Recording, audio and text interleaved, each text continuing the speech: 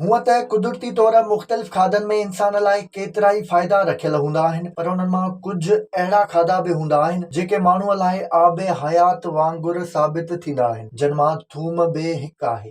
पंहिंजी सिहत जो पाण दुश्मन इंसान केतिरनि ई ज़रिए पाण खे नुक़सान ॾींदो रहियो आहे, पर थूम में उन्हनि सभिनी जी सिहत जा अनोखा फ़ाइदा रखियल आहिनि। थूम जो इस्तेमालु दुनिया जे अक्सर मुल्कनि में खाधे वक़्तु या खाधे खां पोइ थींदो आहे ऐं माहिरनि उन में केतिरियुनि ई बीमारियुनि, ख़ासि करे दिलि जी बीमारियुनि खां बचाइण वारा फ़ाइदा ॿुधाया आहिनि। थूम खाइण सां जिस्म में मौजूदु सिहत लाइ फ़ाइदेमंद बैक्टेरियाज़ जे अंग में फेरफार नाहे थींदी, जंहिंजे करे सिहत बहितर रहंदी आहे। उन जो इस्तेमालु ख़तरनाक बैक्टेरियाज़ खे ख़तमु करे हाज़मे जे निज़ाम ऐं ॿियनि खे दुरुस्त कंदो आहे। अहिड़ी रीति थूम जो इस्तेमालु मौसमी असरनि खां बि बचाईंदो आहे। उन में कुदरती एंटीबायोटिक शयूं हुजण जे करे इंसान जी पंहिंजी ग़लतियुनि सबबु का मायूस कंदड़ अलामत ज़ाहिर नाहे थींदी। पैगंबर इस्लाम हज़रत मोहम्मद मुस्तफ़ा सल्लल्लाहु अलैहि वसल्लम जन जिते थूम में केतिरनि ई बीमारियुनि जो इलाज ॿुधायो आहे, उते इहो बि चयो आहे त जेकॾहिं कंहिं माण्हूअ खे विछूं खाई वञे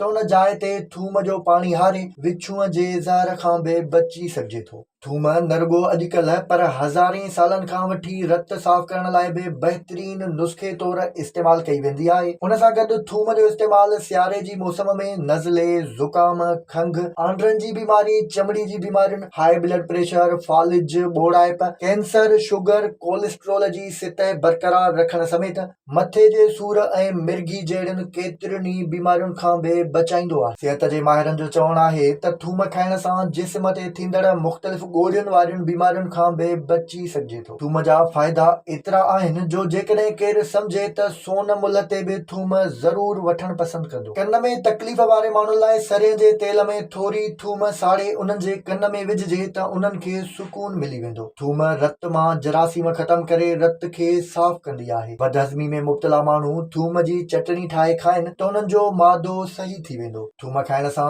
रॻूं वेकिरियूं थी वेंदियूं आहिनि, जंहिंजे करे ब्लड प्रेशर नॉर्मल रहंदो आहे। निराने थूम जूं ॿगड़ियूं खाइण सां दिलि जे दौरे ऐं बीमारियुनि खां बची सघिजे थो। ज़ुकाम ऐं नज़ले खां बचाइण समेत थूम जो इस्तेमालु टीबी जे इलाज तौरु बि करे सघिजे थो। थूम जिस्म ते लॻल ज़ख़्मनि खे घटाईंदी आहे ऐं जिस्मानी कमज़ोरियूं ख़तमु कंदी आहे। थूम खाइण सां हर क़िस्म जी कैंसर जा सेल पैदा थियणु बंदि थी वेंदा आहिनि। रोज़ थूम खाईंदड़ माण्हुनि खे गले जो इंफेक्शन नाहे थींदो ऐं उहा ॾंदनि जी सिहत समेत जिस्म ते दाणनि ऐं चमड़ी जी बीमारियुनि खां महफ़ूज़ बणाईंदी आहे। जेकॾहिं थूम जो इस्तेमालु सुंढ सां गॾाए कयो वञे त सहके जी बीमारियुनि में बि वॾी मदद मिली सघे थी। थूम खाइण सां कुराड़प जा असर घटिबा आहिनि ऐं जिस्मानी ताक़त फ़राहम थींदी आहे। विज़िट कयो अवामी आवाज़ मीडिया ग्रुप जी वेबसाइट awamiawaz.pk